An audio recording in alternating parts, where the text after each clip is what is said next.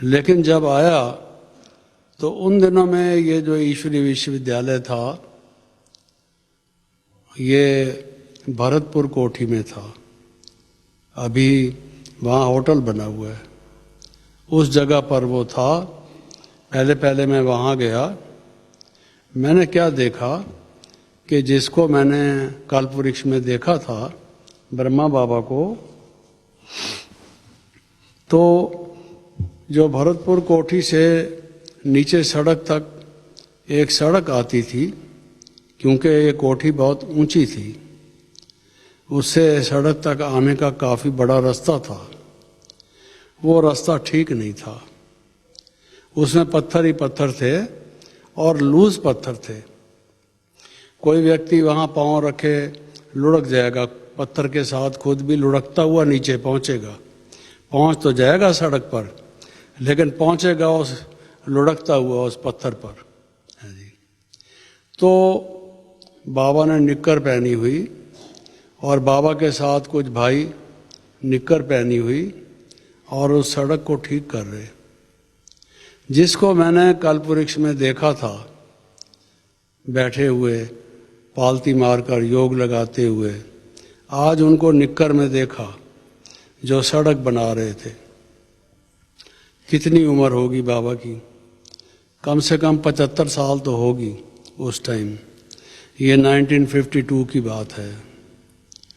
तो उस समय उस सड़क को बना रहे थे। वो कोमल हाथ, बच्चे आए उनको कोई तकलीफ ना हो, कोई बच्चा गिर ना जाए, किसी के पाँव में मोच ना आ जाए, कैसा ख्याल करता है। और वो खुद पत्थर उठा उठा के ठीक कर रहा है। मैं खड़ा हो गया, मेरी समझ में नहीं आया मैं क्या करूं। मैं गाड़ी से आया था, चेहरा मेरा मिट्टी मिट्टी से भरा हुआ था, सिर भी और चेहरा भी। उन दिनों में ये कोई एसी वैसी नहीं होती थी, रिजर्वेशन भी नहीं होती थी।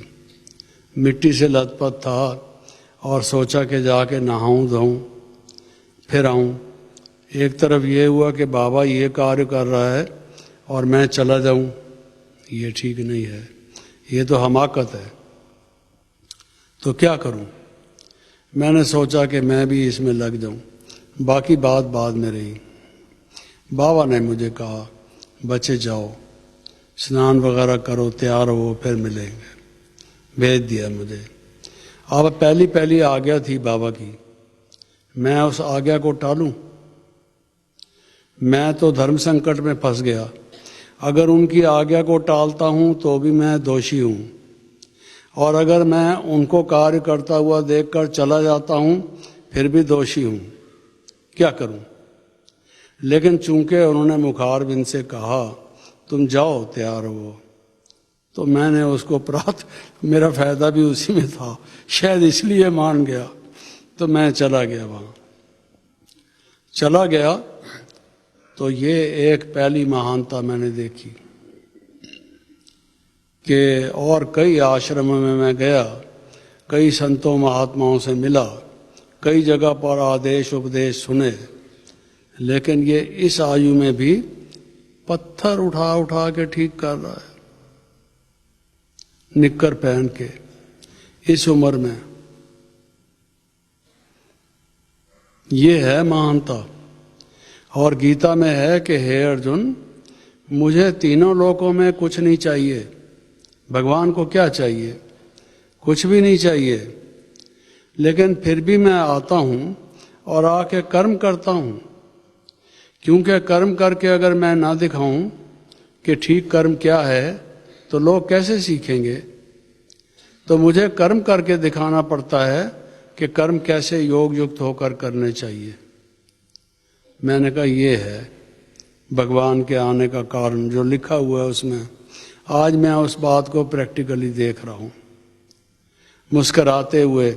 ऐसा नहीं कोई व्यक्ति सोचे अरे क्या, मैं एक इतना बड़ा जवाहरी था, मेरे पास कारें बसें नौकर चाकर सब थे, महलमाड़ी थी, और आज ये हालत है कि मैं खुद पत्थर उठा रहा हूं।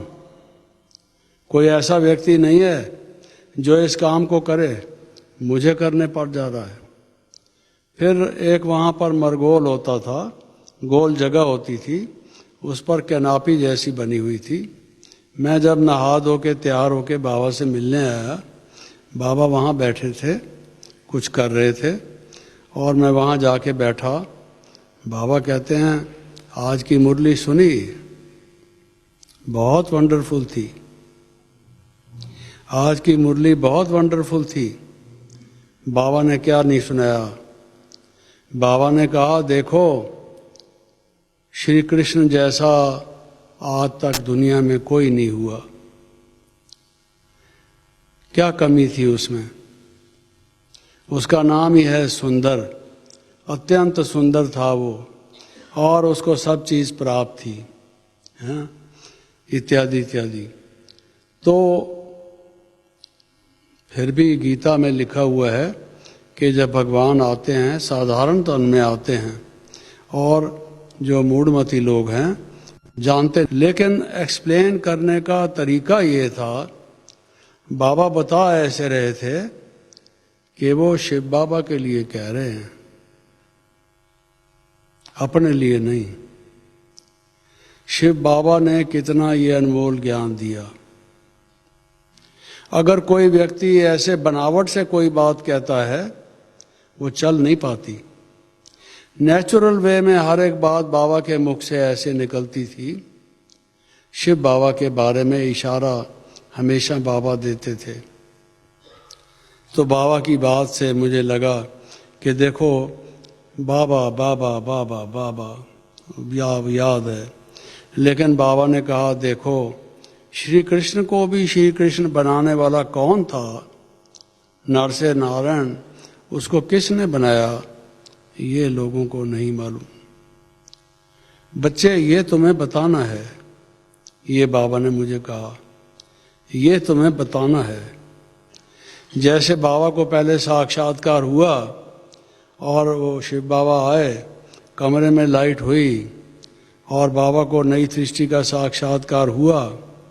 कोई तारे तारे से थे, आते थे, महल थे, कोई शहजादा कोई शहजादी बन जाते थे, और बाबा ने उसको कहा, बच्चे तुम्हें ऐसी सृष्टि बनानी है।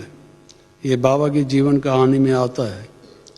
तो मुझे बाबा ने कहा, ये तुम्हें बताना है। हाँ जी,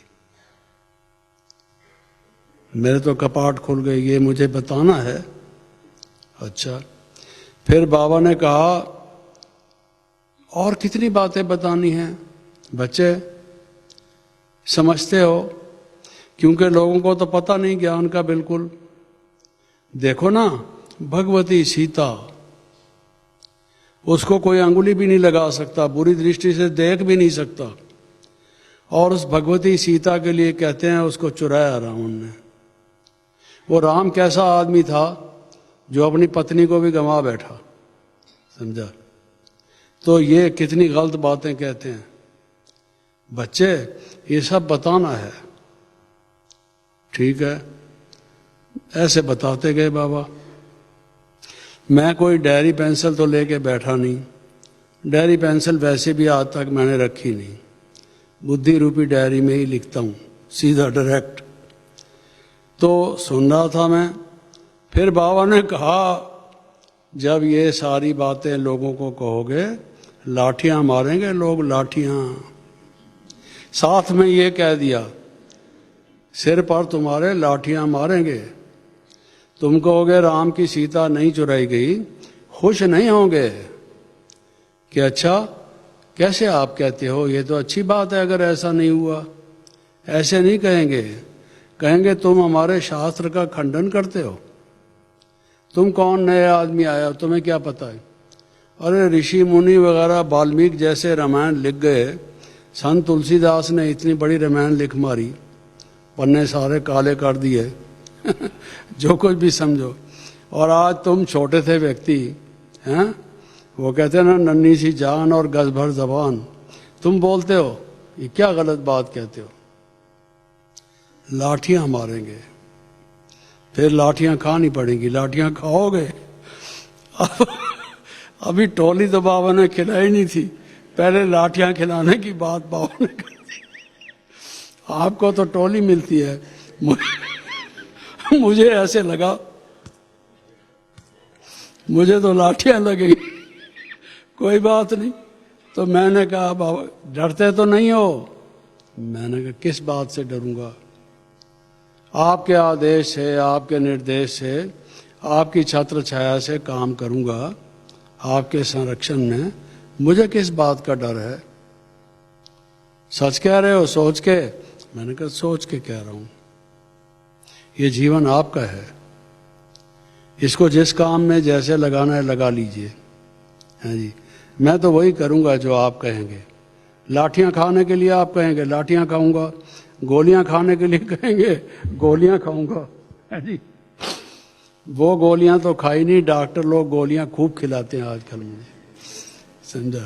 तो बाबा ने कहा लाठियां खानी पड़ेगी।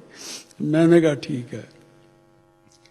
तो मैंने देखा सत्य, भगवान के लिए कहते हैं सत्यम शिवम सुंदरम, और निर्भय, ये सत्य कहता है और डरता नहीं है।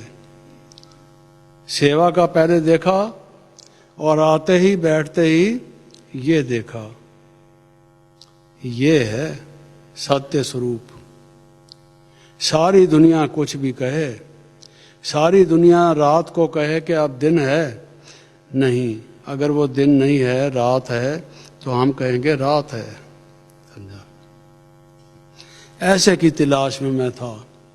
ये ट्रुथ पर्सोनिफाइड, स्वयं सत्य, सत्य स्वरूप है। और सत्य को जानना ये भी एक बात है, लेकिन सत्य को कह पाना है जी, ये और कठिन बात है। सत्य को निर्भय होके कह पाना, ये बुजुर्ग व्यक्ति, बुजुर्ग शरीर का, और ये बात को ठीक तरीके से सत्य रूप से कहता है जी, निर्भय होके। ये ग्रंथ साहब है सिखों का, उसमें आता है पहले शुरू में कि भाई वो निर्भय है, भगवान जो है निर्भय है, और किसी मनुष्य को किसी भी परिस्थिति में कोई भी कारण से कभी भी अंश मात्र, लेश मात्र, थोड़ा भी, क्षण मात्र के लिए भी भय हो सकता है। उसको कोई भय नहीं, ये पहचान है उसकी, वो सबसे सामना करने को तैयार है। ये मैंने देख लिया।